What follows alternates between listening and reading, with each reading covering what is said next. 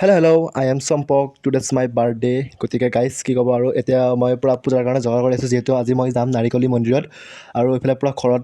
পূৰা ঠগি চগি দি ল'লোঁ গাইজ